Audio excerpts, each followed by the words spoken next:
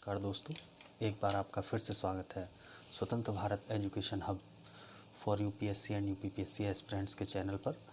और आशा करते हैं कि आप सभी लोग बढ़िया होंगे। और हमारा जो है अभी तक प्राचीन भारत का इतिहास जो है सिलेबस के अनुसार पूरा हो चुका है, तो उसे रिवाइज़ करें। और आज हम जो है मध्यकालीन भारत के यह प्रारंभ करेंगे। इसके बाद जो है आधुनिक भारत प्रारंभ करेंगे। और आप सभी लोगों से एक अनुरोध है, जिन लोगों ने अभी तक चैनल सब्सक्राइब नहीं किया है वो चैनल सब्सक्राइब कर लें, वीडियो को लाइक और शेयर ज़रूर करें।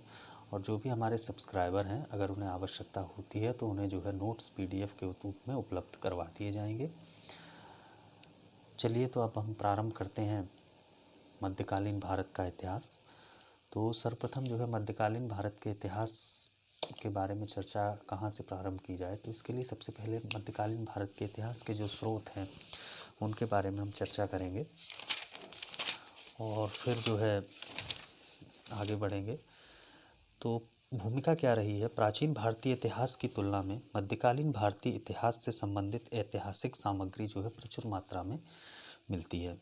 इसका मुख्य कारण प्राचीन काल में ऐतिहासिक ग्रंथों का अभाव या फिर उनकी उपलब्धता की कमी है। मध्यकालीन भारतीय इतिहास जानने के लिए ऐतिहासिक स्रोतों की कमी नहीं है। इतिहास लेखन में मुस्लिम सुल्तान और उलेमा जो है रुचि रखते थे। मुस्लिम इतिहासकारों ने सुल्तान और उनकी भारतीय विजयों का विस्तृत विवरण दिया है।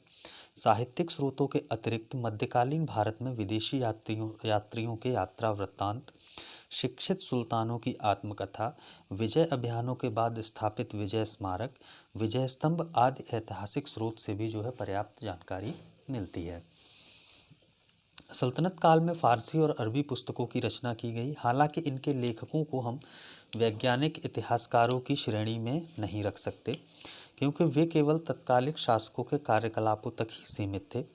परंतु इन रचनाओं से सल्तनत कालीन इतिहास और कालक्रम की पर्याप्त जानकारी मिलती है। अब सल्तनत कालीन प्रमुख ऐतिहासिक स्रोत कौन कौन से हैं जिनके साहित्यिक साक्ष्य प्राप्त हुए हैं? तो उनमें है फारसी तथा अरबी साहित्य, और फिर तारीख उल हिंद, फिर चचनामा, फिर ताज उल मासिर, फिर तारीख ए फ़िरोज़ शाही, फिर फितूहात ए फ़िरोज़ शाही, फिर जैनुल अखबार, फिर तबकात ए नासिरी, फिर तारीख ए मसूदी, फिर किताब उल रहला, फिर तारीख ए सलातीन ए अफ़गान या तारीख ए शाही, फिर किताब उल यामिनी, उसके बाद खजायन उल फतूह, फिर फतवा ए जहांदारी। ये सब चीज़ें जो है मिली हैं। तो अब साहित्यिक साक्ष्य को एक एक करके देखेंगे। तो इसमें पहले लेते हैं फारसी एवं अरबी साहित्य। तो तुर्क अफ़गान शासक मूलतः सैनिक थे और स्वयं जो है शिक्षित नहीं थे। हालांकि उन्होंने इस्लामी विधाओं और कलाओं को प्रोत्साहन दिया। प्रत्येक सुल्तान के दरबार में फारसी लेखकों, विद्वानों और कवियों का जो है जमावड़ा लगा रहता था। उनकी रचनाओं से उस काल के इतिहास की महत्वपूर्ण जानकारियाँ मिलती हैं और इनका जो है संक्षिप्त विवरण निम्न प्रकार हम दे रहे हैं। जैसे तारीख उल हिंद, तो इस पुस्तक की रचना अलबरूनी द्वारा की गई। यह महमूद गजनबी के आक्रमण के समय जो है भारत आया था। वह अरबी और फारसी भाषा का जो है ज्ञाता था। अपनी इस पुस्तक में उसने 11वीं शताब्दी के प्रारंभ में हिंदुओं के साहित्य, विज्ञान तथा धर्म की आँखों देखा सजीव वर्णन किया है। इस पुस्तक के अध्ययन से तत्कालिक सामाजिक दशा का जो है पर्याप्त ज्ञान होता है। यह पुस्तक किताब उल हिंद के नाम से भी जो है प्रसिद्ध है। अब चचनामा, तो यह अरबी भाषा में लिखी गई है। मोहम्मद अली बिन अबू बकर कुफ़ी ने नसरुद्दीन कुवाचा के समय में इसका जो है फारसी में अनुवाद किया था। चचनामा अरबों की सिंध विजय की जानकारी का मूल स्रोत है। फिर ताज उल मासिर, इसकी रचना जो है हसन निजामी द्वारा की गई। इस पुस्तक में 1192 ईस्वी से 1228 ईस्वी तक के भारत की घटनाओं का विवरण दिया गया है। इसमें राजनीतिक घटनाओं के साथ साथ सामाजिक तथा धार्मिक जीवन का उल्लेख भी किया गया है। दिल्ली सल्तनत के प्रारंभिक दिनों का प्रमाणिक इतिहास इस पुस्तक में पर्याप्त रूप से मिलता है। यह अरबी और फारसी दोनों भाषाओं में लिखी गई है। फिर तारीख ए फ़िरोज़ शाही, तारीख ए फ़िरोज़ शाही जियाउद्दीन बरनी की कृति है। यह तुगलक शासकों का समकालीन था। तारीख फिरोज शाही में बलबन के सिंहासन रोहड़ से लेकर फिरोज शाह तुगलक के शासनकाल के 6ठे वर्ष तक का वर्णन है।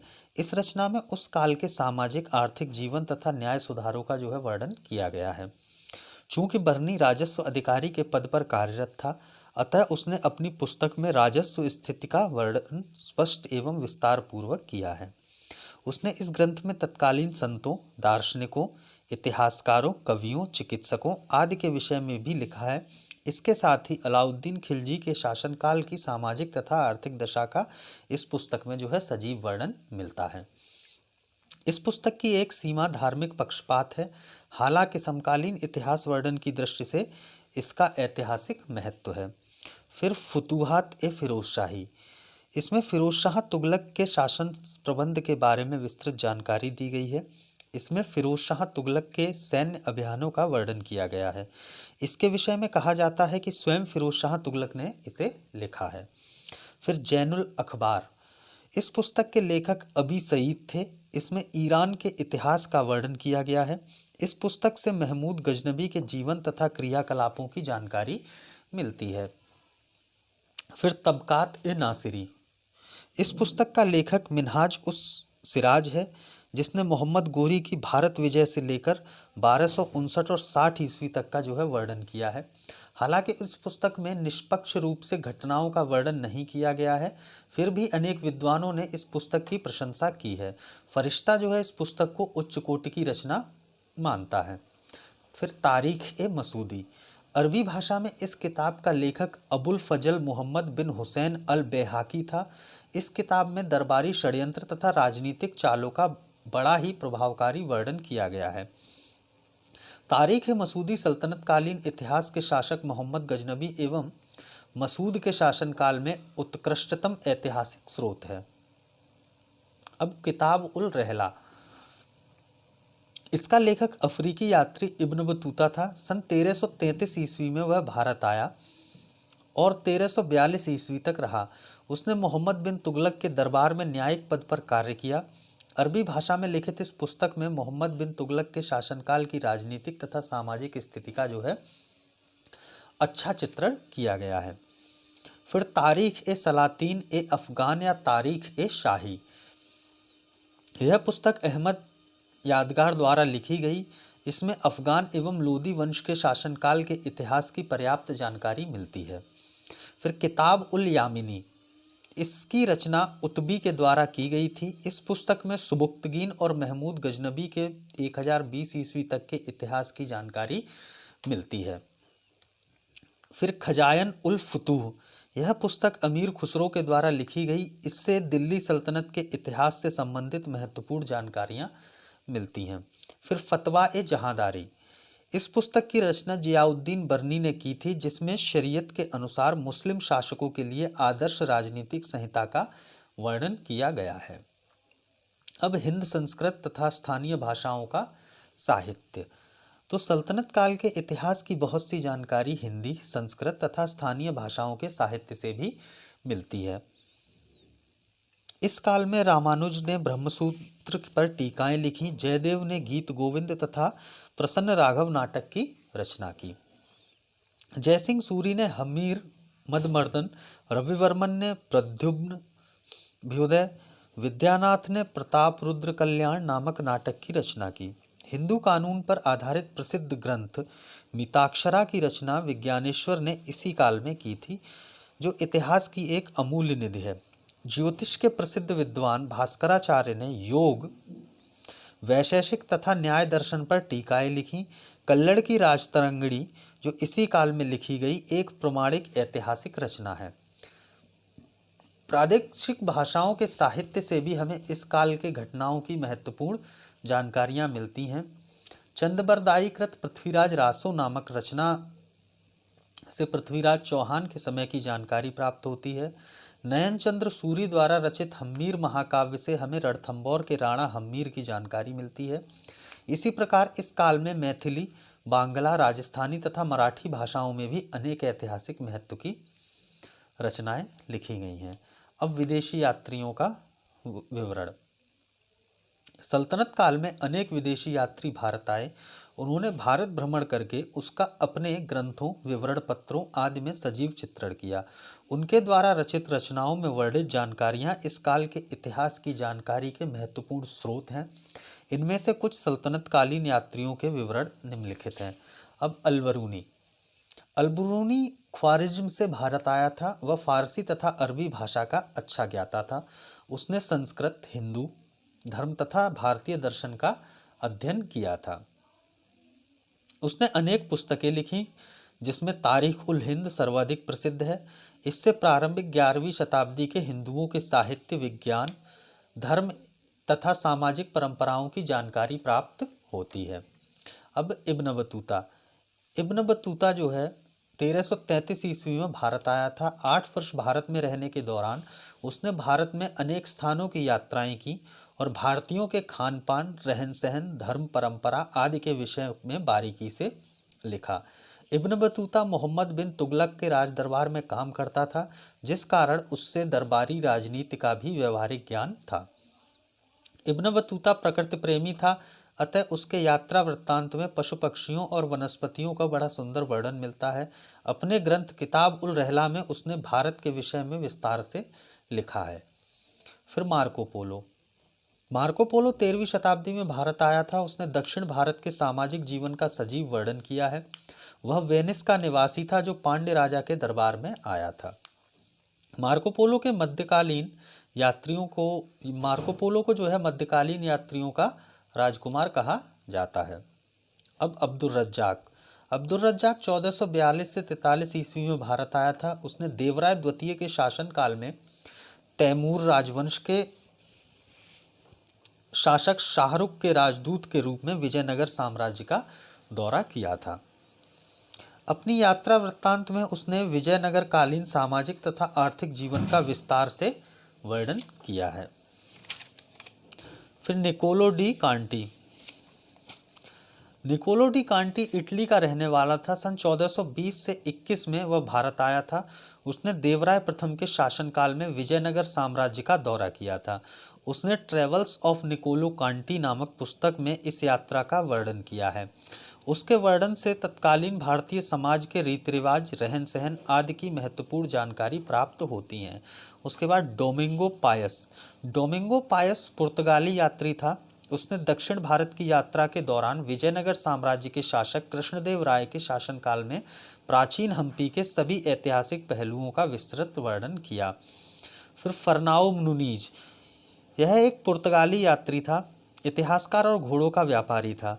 उसने अच्युतराय के शासनकाल के दौरान भारत का दौरा किया था और विजयनगर में 3 साल बिताए थे। उसने विजयनगर के इतिहास, विशेषकर शहर की नींव, 3 वंशों के शासन के बाद की स्थिति एवं दक्कन के सुल्तानों और उड़ीसा के शासकों के साथ विजयनगर के शासकों की लड़ाई का विस्तृत वर्णन किया। उसने अपनी यात्रा वृत्तांत में विजयनगर साम्राज्य की सांस्कृतिक पहलुओं का भी उल्लेख किया। उसने महिलाओं के पहनावे के साथ साथ राजा की सेवा में महिलाओं की नियुक्ति की भी प्रशंसा की है। अब पुरातात्विक साक्ष्य। सल्तनत काल के इतिहास की जानकारी पुरातात्विक स्रोतों से भी प्राप्त होती है। सल्तनत कालीन अनेक इमारतें आज भी उस काल के इतिहास को संकेतित करती हैं। सल्तनत कालीन वास्तुशैली भारतीय तथा विदेशी शैलियों का मिश्रण थी। भारत में प्रारंभिक तुर्क विजेताओं ने हिंदू और जैन मंदिरों की सामग्री से मस्जिदों का निर्माण करवाया। कुतुबुद्दीन ऐबक ने कुव्वत उल इस्लाम मस्जिद यानी 2.5 दिन मेहरौली दिल्ली में है, 2.5 दिन का झोपड़ा जो अजमेर में है तथा कुतुब मीनार दिल्ली में है जो बनवाई। ये इमारतें इंडो इस्लामिक वास्तुकला के जीवंत उदाहरण हैं।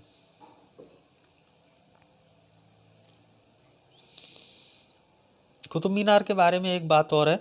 कुतुबुद्दीन ऐबक ने 1199 ईस्वी में कुब्बतुल इस्लाम मस्जिद के परिसर में कुतुब मीनार का निर्माण शुरू करवाया, जिसे इल्तुतमिश ने 4 मंजिला तक पहुंचा दिया। कालांतर में कुतुब मीनार की मरम्मत फिरोज शाह तुगलक, सिकंदर लोदी व आगे मेजर आर स्मिथ ने करवाई। ठीक। सल्तनत कालीन अन्य इमारतों में बलवन का लाल महल, अलाउद्दीन खिलजी के शासनकाल में निर्मित अलाई दरवाजा तथा मुबारक शाह खिलजी द्वारा राजस्थान के बयाना में बनवाया गया ऊखा मस्जिद प्रसिद्ध है। तुगलक कालीन प्रमुख इमारतों में तुगलकाबाद का किला, जहाँपनाह नगर, गयासुद्दीन का मकबरा, कोटला फिरोज शाह आदि तो लोधी कालीन इमारतों में आदि तो लोधी का तो फिर लोधी ये चीज़ें जो है तुगलक कालीन प्रमुख इमारतों में तुगलकाबाद का किला, जहाँपनाह नगर, गयासुद्दीन का मकबरा, कोटला फिरोज शाह आदि हैं।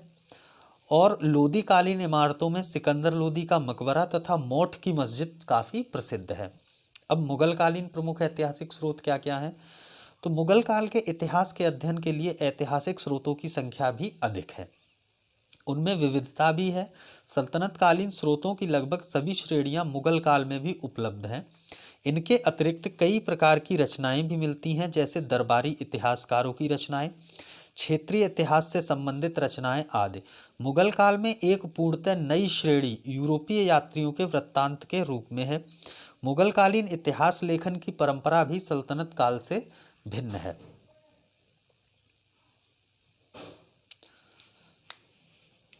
मुगल कालीन इतिहास की जानकारी के प्रमुख स्रोत निम्नलिखित हैं। साहित्यिक साक्ष्य। मुगल काल में अनेक साहित्यिक साक्ष्य उपलब्ध हैं जो इस काल के इतिहास के आधार हैं। इनका संक्षिप्त विवरण निम्नलिखित है। तुजुक ए बाबरी या बाबरनामा। तुजुक ए बाबरी बाबर की आत्मकथा है। बाबर ने इस कृति की रचना तुर्की भाषा में की थी। इस पुस्तक में बाबर ने 5 मुस्लिम राज्यों दिल्ली, बहमनी, बंगाल, गुजरात व मालवा तथा 2 हिंदू राज्यों विजयनगर व मेवाड़ का उल्लेख किया है। चूंकि बाबर प्रकृति प्रेमी था, अतः वह बाबरनामा में भारत की जलवायु का वर्णन भी करता है, लेकिन कहता है कि यहाँ नदियों और पहाड़ों के अलावा कुछ भी नहीं है। बाबरनामा में वह लिखता है कि भारतीय समाज में आकर्षण का अभाव है, लोग सुंदर नहीं हैं तथा सामाजिक वर्गों के बीच संपर्क नहीं है। बाबरनामा के विषय लेनलूप ने लिखा है बाबरनामा के विषय में जो है लेनलूप ने लिखा है, उसकी आत्मकथा उन बहुमूल्य लेखों में से एक है जो समस्त युगों में बहुमूल्य रही है। अब हुमायूं नामा। इस पुस्तक की रचना हुमायूं की बहन गुलबदन बेगम ने फारसी भाषा में की थी। इसमें बाबर और हुमायूं के शासनकाल का विवरण है और तत्कालीन समाज का उल्लेख किया गया है। तारीख ए शेरशाही। इसके बाद इसमें शेरशाह के शासनकाल की सामाजिक, आर्थिक तथा राजनीतिक स्थिति की जानकारी मिलती है। इसके लेखक अब्बास खां शेरवानी था। पुस्तक के प्रथम अध्याय में शेरशाह के शासन के बारे में जानकारी दी गई है, तो दूसरे अध्याय में इस्लाम का वर्णन है और तीसरे अध्याय में अंतिम सूर शासकों का वर्णन है। फिर तारीख शाही रशीदी। इस पुस्तक की रचना मिर्जा हैदर दुगलात ने की थी। इसमें बाबर के अंतिम दिनों व हुमायूं तथा शेरशाह के शासनकाल की घटनाओं का वर्णन मिलता है। इस पुस्तक में लेखक ने मध्य एशिया और भारत के इतिहास के बारे में काफ़ी जानकारी दी है तथा 1540 ईस्वी के कन्नौज के युद्ध का सजीव वर्णन किया है। अब तारीख फरिश्ता। इसकी रचना मोहम्मद कासिम फरिश्ता द्वारा की गई। इस महत्वपूर्ण रचना से बाबर तथा हुमायूं के शासनकाल की अच्छी जानकारी मिलती है। इसमें भारत की भौगोलिक स्थिति एवं जलवायु के बारे में भी लिखा गया है। इस पुस्तक में दिया हुआ विवरण संतुलित तथा सटीक है। अब तबकात ए अकबरी। इसकी रचना ख्वाजा निजामुद्दीन अहमद द्वारा की गई। इस पुस्तक में भारत में मुस्लिम शासन के प्रारंभ से लेकर हुमायूं तथा अकबर से संबंधित विषयों की जो है चर्चा की गई है। तबकात ए अकबरी मध्यकालीन इतिहास के एक बड़े हिस्से के विषय में व्यापक ज्ञान प्रदान करता है, अतः इसे एक महत्वपूर्ण साहित्यिक स्रोत सामग्री के रूप में माना जाता है। अब अकबरनामा। अकबरनामा अबुल फजल की कृति है। यह फारसी भाषा में रचित मुगलकालीन भारत की महत्वपूर्ण रचना है। इसमें तत्कालिक परिस्थितियों के साथ साथ मनोरंजन के साधनों, रहन सहन, वेशभूषा, खान पान, धर्म आदि का वर्णन मिलता है। अकबर के शासनकाल के बारे में जानने हेतु यह सबसे महत्वपूर्ण और मौलिक रचना है। इसके प्रथम भाग में बाबर व हुमायूं के शासनकाल का वर्णन है। दूसरे भाग में अकबर के शासनकाल के प्रथम 46 वर्षों का वर्णन है, जबकि तीसरे भाग को आईन अकबरी कहा जाता है, जो अपने समय की अमूल्य धरोहर है। अब तुजुक ए जहांगीरी। यह जहांगीर की आत्मकथा है। इस रचना को पूर्ण करने में मुतामिद खां और बख्शी का भी सहयोग था। तुजुक ए जहांगीरी में जहांगीर ने अपने बड़े बेटे खुसरो के विद्रोह के बारे में भी लिखा है। जहांगीर ने अपने दैनिक जीवन की दिनचर्या, न्याय अदालत में आयोजित समारोह, राजपूतों और हिंदुओं के साथ उसके व्यवहार, अपनी यात्राओं, अपने सैन्य अभियानों और नूरजहां के साथ उसकी शादी के बारे में लिखा है।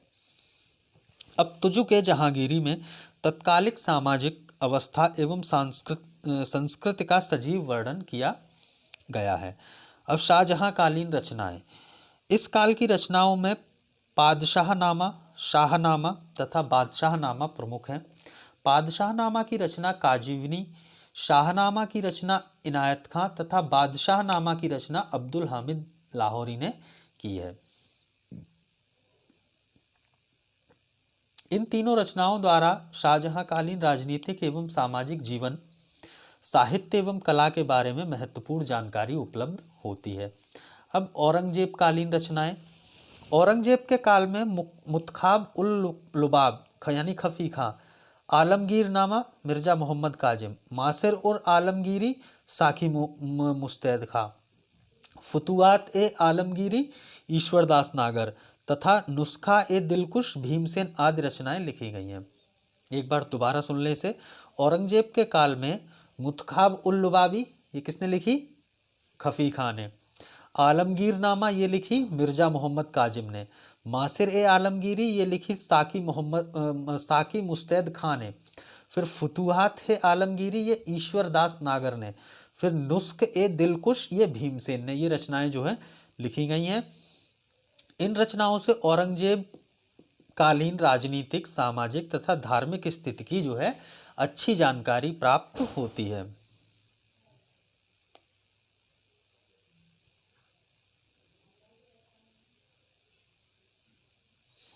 अब पुरातात्विक साक्ष्य क्या क्या हैं? मुगलकालीन इतिहास की महत्वपूर्ण जानकारी पुरातात्विक स्रोतों से भी मिलती है। इस काल में स्थापत्य कला तथा चित्रकला का चरम विकास हुआ है। इस काल में अनेक किले, स्मारक, महलों तथा मकबरों का जो है निर्माण करवाया गया। इस काल के प्रमुख इमारतों में शेरशाह का मकबरा, हुमायूं का मकबरा, आगरा का किला, फतेहपुर सीकरी का किला, एतमादौला का मकबरा, ताजमहल, दिल्ली का लाल किला, दीवाने आम, दीवाने खास, शीश महल, मोती मस्जिद, जामा मस्जिद आदि जो है प्रमुख हैं। अब मुगलकालीन यूरोपीय यात्रियों का विवरण।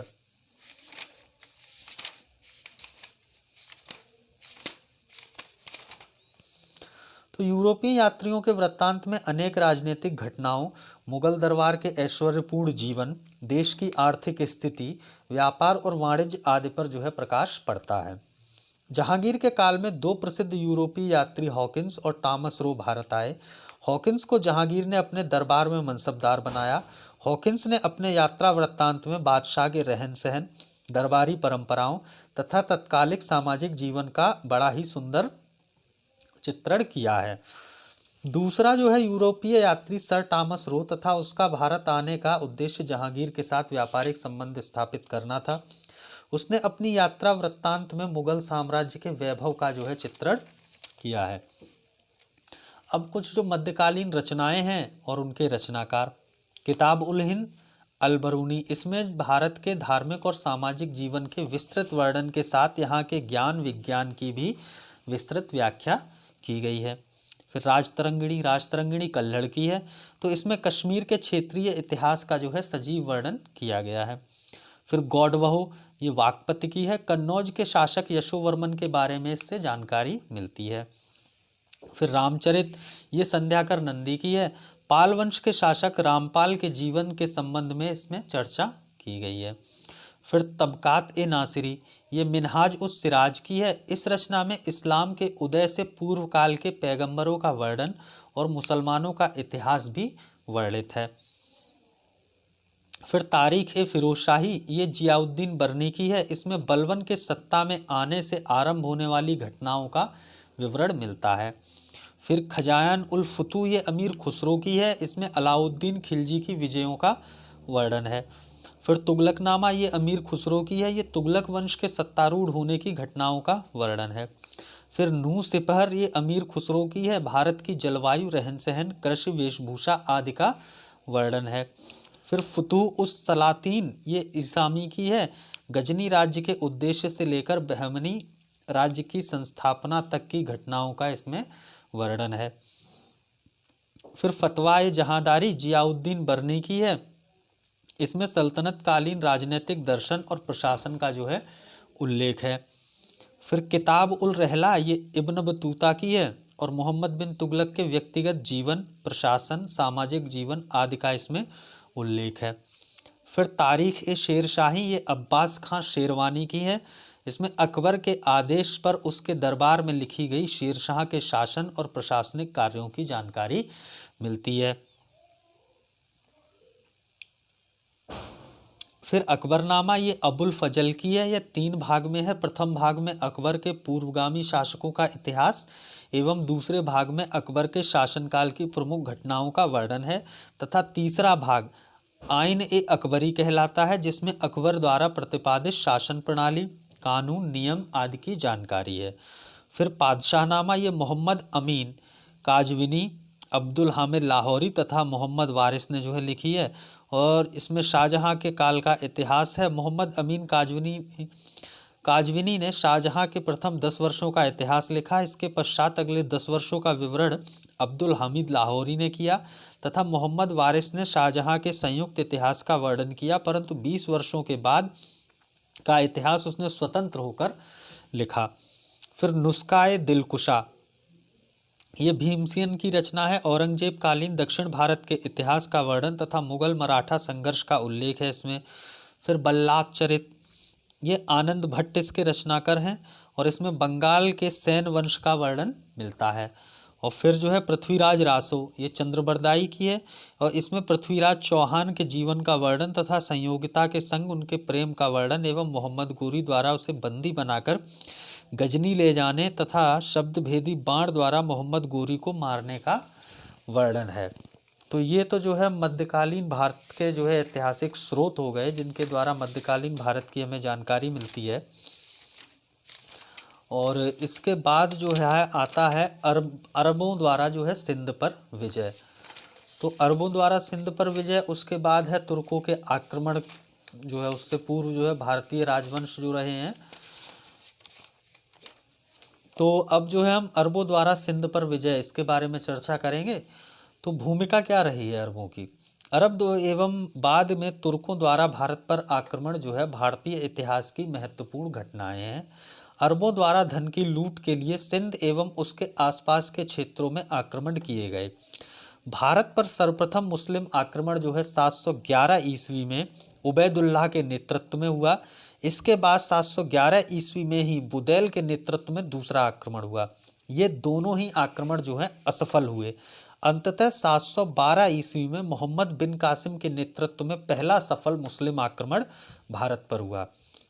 उस समय सिंध पर दाहिर का शासन था।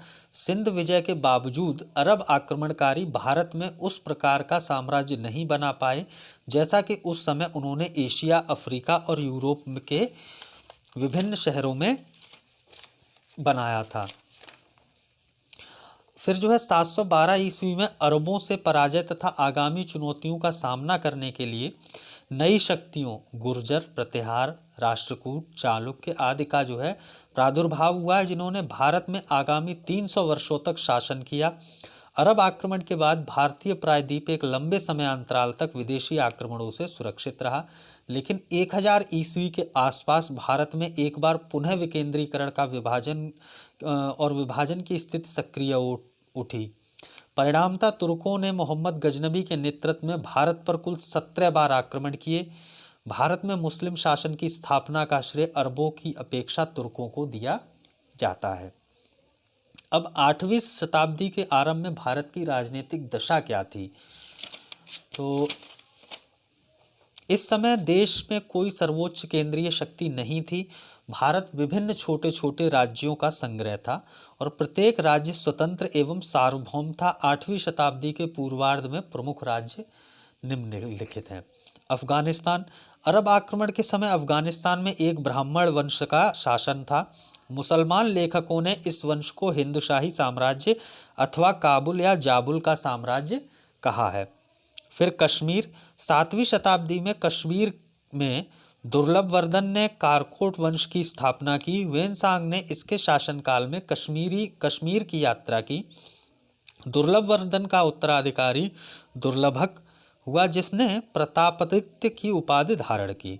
कश्मीर के शासकों में ललितादित्य मुक्तापीड, जो लगभग 724 ईस्वी में सिंहासन पर बैठा, उसका साम्राज्य पूर्व में बंगाल, दक्षिण में कोंकण, उत्तर पश्चिम में तुर्कमेनिस्तान और उत्तर पूर्व में तिब्बत तक विस्तृत था। वह अपने वंश का प्रतापी शासक था। उसके समय में सूर्य देवता के लिए मार्तंड मंदिर बनवाया गया। 740 ईस्वी के लगभग उसने कन्नौज के राजा यशोवर्मन को पराजित किया। फिर नेपाल, तो नेपाल जो है 7वीं शताब्दी में, नेपाल जिसके उत्तर में तिब्बत व दक्षिण में कन्नौज का राज्य था, हर्ष के साम्राज्य में मध्यवर्ती राज्य था। अंशुवर्मन ने नेपाल में वैश्विक ठाकुरी वंश की नींव रखी। उसने तिब्बत के साथ मैत्री संबंध स्थापित किए। उसने अपनी कन्या का विवाह तिब्बत के शासक के साथ किया। हर्ष की मृत्यु के बाद तिब्बत व नेपाल की सेना ने चीन के राजदूत वांग हुंगसे को कन्नौज के सिंहासन का अपहरण करने वाले अर्जुन के विरुद्ध सहायता प्रदान की। फिर कामरूप असम, हर्ष के समय कामरूप में भास्कर वर्मन का शासन था। हर्ष की मृत्यु के उपरांत उसने अपने राज्य की स्वतंत्रता की घोषणा की। यह प्रतीत होता है कि वह अधिक समय तक स्वाधीन न रह सका। भास्कर वर्मन ने लगभग 650 ईस्वी तक शासन किया। भास्कर वर्मन के बाद उसका वंश जो है समाप्त हो गया। कालांतर में कामरूप पाल साम्राज्य का अंग बना। आ जाइए कन्नौज, तो कन्नौज जो है हर्ष की मृत्यु के पश्चात अर्जुन, एक स्थानीय शासक था, ने कन्नौज पर अधिकार कर लिया।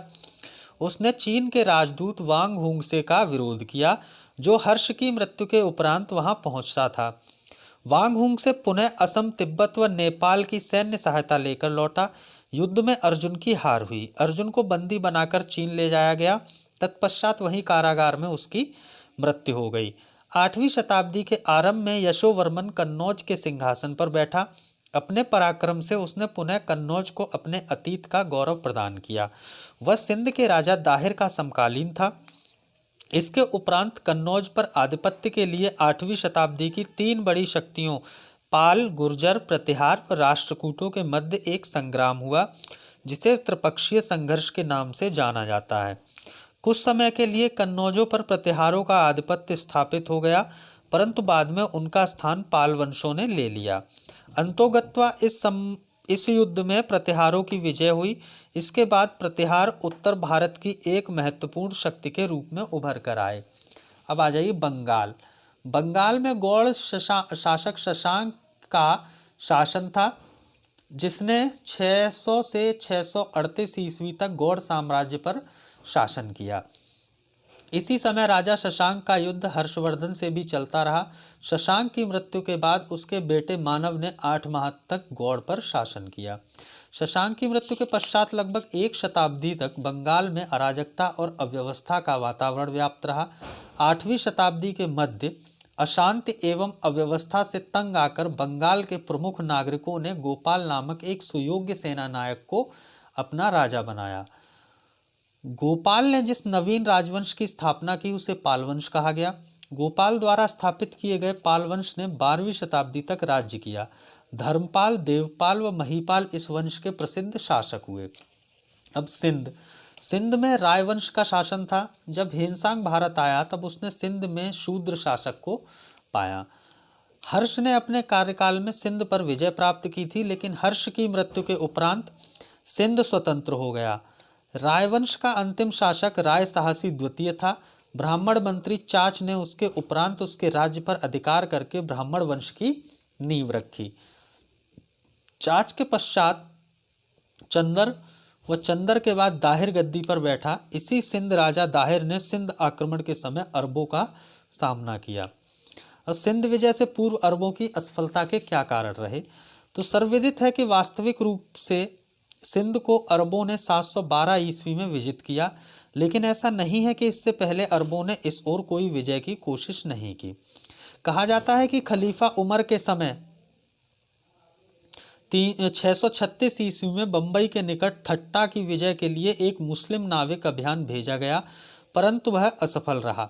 तत्पश्चात भड़ौल, देवल तथा बलूचिस्तान स्थित मकरान में कई आक्रमण किए गए। अंततः 8वीं सदी के प्रथम दशक में सिंध के प्रदेश मकरान को जीत लिया गया। इस अभियान का नेतृत्व इब्न अल हरिहल भित्ती ने किया था।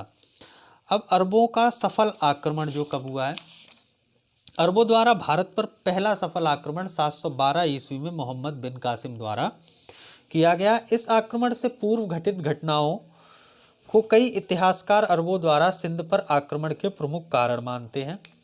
इन कारणों में प्रमुख हैं, लंका के राजा ने खलीफा के उत्तरी प्रांतों के अध्यक्ष हज्जाज के पास अपने राज्य के उन मुसलमान व्यापारियों की जिनकी मृत्यु हो चुकी थी अनाथ कन्याओं को भेजा, जिन्हें समुद्री लुटेरों ने सिंध के तट के पास छीन लिया। एक अन्य वर्णन के अनुसार लंका के राजा ने स्वयं इस्लाम धर्म स्वीकार कर लिया और वह खलीफा के पास सैनिक व मूल्यवान उपहार भेज रहा था। तभी मार्ग में सिंध के तट पर उन्हें लूट लिया गया। खलीफा ने अपने प्रतिनिधियों को भारत से दासियों व अन्य वस्तुओं को खरीदने के लिए भेजा, जिन्हें दाहिर के राज्य में मुख्य बंदरगाह देवल में पहुंचने पर समुद्री लुटेरों ने लूट लिया। परिणामतः सिंध के राजा दाहिर से खलीफा ने क्षतिपूर्ति की मांग की, किंतु दाहिर ने इस मांग को अस्वीकार कर दिया। अंततः खलीफा ने सिंध पर आक्रमण का जो है निर्णय लिया।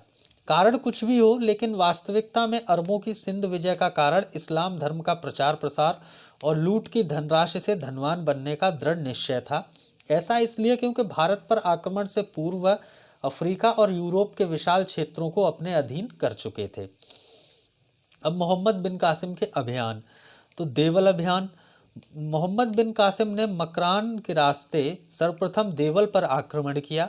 712 ईस्वी में मोहम्मद बिन कासिम देवल के बंदरगाह पर पहुंचा और उसे घेर लिया।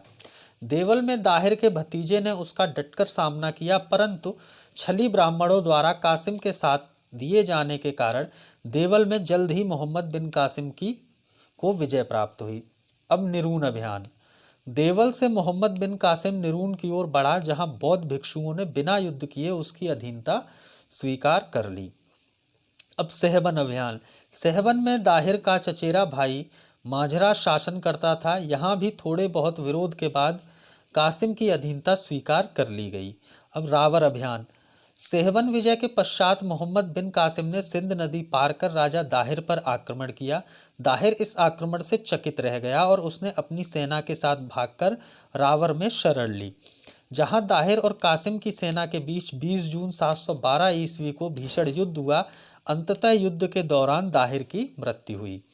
ऐसा माना जाता है कि राजा दाहिर की मृत्यु के बाद उसकी विधवा रानबाई ने वीरतापूर्वक रावर के किले की रक्षा की। जब वह अपनी रक्षा न कर सकी, तब उन्होंने जौहर प्रथा द्वारा अपने सम्मान की रक्षा की।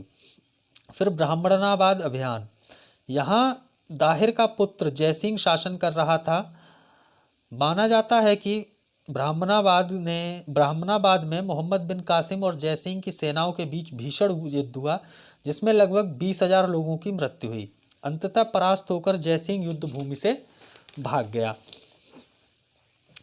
ब्राह्मणाबाद के पतन के बाद मोहम्मद बिन कासिम ने दाहिर की दूसरी विधवा रानी लाड देवी और उनकी 2 पुत्रियों सूर्या देवी और परमल देवी को बंदी बनाया। अरोरा या अलोरा अभियान। सिंध की राजधानी अरोरा की रक्षा का कार्य दाहिर के एक अन्य बेटे के हाथ में था। मोहम्मद बिन कासिम ने आरोर पर आक्रमण कर इसे विजित कर लिया। अब मुल्तान अभियान। 713 ईस्वी के आरंभ में मोहम्मद बिन कासिम ऊपरी सिंध के मुख्य नगर मुल्तान की ओर बढ़ा। माना जाता है कि मुल्तान विजय से यहाँ अरबों को अत्यधिक सोना प्राप्त हुआ, जिस कारण मुल्तान को स्वर्ण नगरी पुकारा जाने लगा। सिंध और मुल्तान विजय के पश्चात मोहम्मद बिन कासिम शेष भारत को जीतने की योजनाएं बनाने लगा। ऐसा माना जाता है कि मोहम्मद बिन कासिम ने कन्नौज विजय करने के लिए अबू हकीम के अधीन एक विशाल अश्वारोही सेना भेजी। हालांकि मोहम्मद बिन कासिम सिंध और मुल्तान के अलावा किसी और राज्य को जीतता, इससे पहले ही उसकी मृत्यु हो गई। अब मोहम्मद बिन कासिम के मृत्यु के उपरांत की क्या स्थिति रही है, तो मोहम्मद बिन कासिम की मृत्यु के बाद भारत में अरबों का राज्य विस्तार शिथिल पड़ गया। 712 ईस्वी में खलीफा की मृत्यु के बाद दमिश्क में आंतरिक अशांति के कारण अरबों के अधीन क्षेत्रों में नियुक्त राज्यपाल और सरदार धीरे धीरे स्वतंत्र होते गए। खलीफा हिशाम के समय जुनैद की नियुक्ति सिंध के गवर्नर के रूप में हुई। कालांतर में सिंध से बाहर राज्य विस्तार के दौरान उसे कई भारतीय राज्यों से परास्त होना पड़ा। भोज में ग्वालियर प्रशस्ति में नागभट्ट प्रथम को मलेक्षों अथवा अरबों को परास्त करने का श्रेय दिया जाता है। 9वीं शताब्दी के अंत तक सिंध से खलीफाओं का नियंत्रण पूर्णतः समाप्त हो गया। सिंध में केवल 2 छोटी रियासतें मंसूरा और मुल्तान ही अरबों के नियंत्रण में शेष रह गईं। अब सिंध विजय के प्रभाव। तो सिंध विजय के प्रभाव के संबंध में लेनपूल ने कहा है कि सिंध को अरबों ने विजित तो किया, किंतु यह विजय ऐतिहासिक और इस्लाम धर्म की घटना मात्र ही रही। यह एक प्रभाव रहित विजय थी। अरबों ने अपने सिंध निवास के दौरान यह अनुभव किया कि भारतीय अद्भुत योग्यता रखते हैं। भारतीयों को प्रभावित करने के स्थान पर अरब निवासी खुद उनसे प्रभावित हुए। अब अरब विद्वानों ने ब्राह्मणों और बौद्ध भिक्षुओं से दर्शन, ज्योतिष, गणित, चिकित्सा, रसायन शास्त्र आदि की शिक्षा ग्रहण की और उसे आत्मसम्मत किया।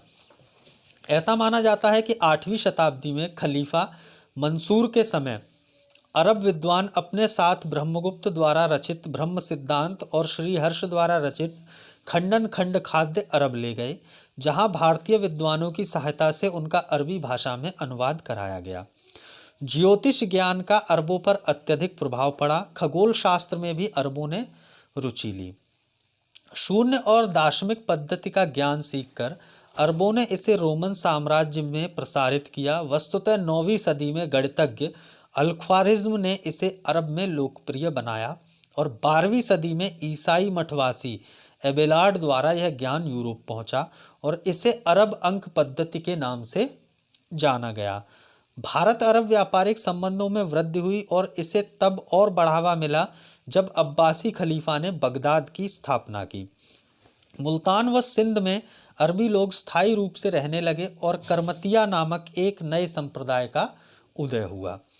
अब मंदिरों के मंडप के बुर्ज और उनकी मस्जिदें और मकबरों के बुर्ज बनाकर भारत की कला का अनुसरण किया। मस्जिदों में प्रार्थना के गलीचे के नुकीले घुमाव और मेहराब हिंदुओं और बौद्धों के धर्मस्थलों के चिन्ह थे। मस्जिदें विष्णु मंदिर की भांति थी।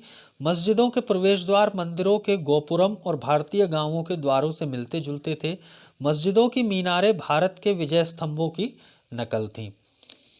तमाम विशेषताओं के बावजूद यह पूर्णतः खारिज कर देना कि अरबों की सिंध विजय पूर्णतः प्रभाव रहित थी उचित नहीं है। हमें यह स्वीकार करना होगा कि अरब आक्रमण से भारत में इस्लाम धर्म का बीजारोपण हुआ। सिंध में अत्यधिक संख्या में लोगों का जो है धर्म परिवर्तन करके मुसलमान बनाया गया। एक चीज और है, अरबों को यह श्रेय दिया जाता है कि उसने चीन द्वारा आविष्कृत कागज, कपास, छपाई खाना, बारूद आदि के ज्ञान को जो है यूरोप पहुंचाया। अब अरबों की सिंध विजय एक घटना मात्र क्यों है?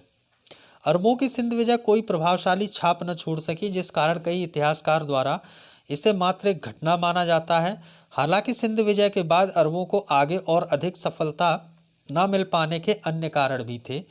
नंबर 1, समय से पूर्व मोहम्मद बिन कासिम की मृत्यु। यदि वह जीवित रहता तो संभव था कि वह अपने अपूर्ण कार्यों को पूरा करता। मोहम्मद बिन कासिम की मृत्यु के पश्चात उसके साथियों का उत्साह मंद पड़ गया और अरबों को आगे राज्य विस्तार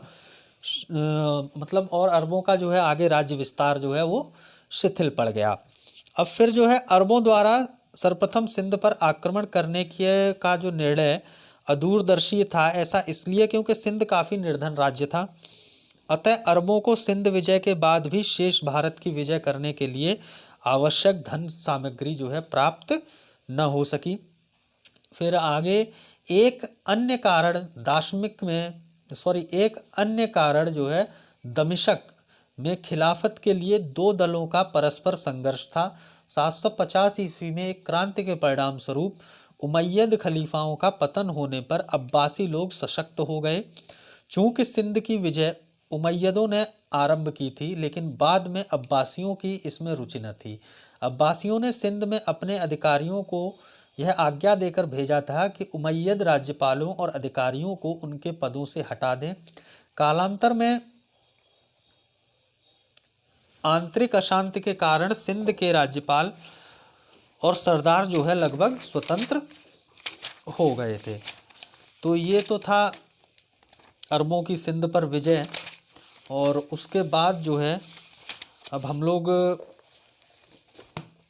शुरू करेंगे तुर्कों के आक्रमण। लेकिन तुर्कों के आक्रमण से पहले जो राजवंश जो थे भारत में उनके ऊपर भी थोड़ी सी चर्चा करेंगे। उसके बाद जो है अब अगले सेशन में जो है तुर्कों के आक्रमण के बारे में प्रारंभ करेंगे। तो ये तो हो गई आपकी अरबों की सिंध पर विजय और मध्यकालीन भारतीय के इतिहास के जो है स्रोत हैं कि जो कहाँ से ये जो है मध्यकालीन इतिहास जो है लिया गया है, उनके स्रोतों के विषय में चर्चा हो चुकी है और अरबों के आक्रमण के बारे में। अब आगे जो है तुर्कों का आक्रमण है। तो तुर्कों के आक्रमण से पहले जो है जो राजपूत राजा रहे हैं, जो भारतीय राजवंश जो रहा है, उसके बारे में थोड़ी सी चर्चा होगी। और आप सभी से एक बार पुनः अनुरोध है, जिन्होंने चैनल सब्सक्राइब नहीं किया वो चैनल सब्सक्राइब कर लें तथा वीडियो को लाइक और शेयर ज़रूर करें। इसी के साथ धन्यवाद। जय हिंद, जय भारत।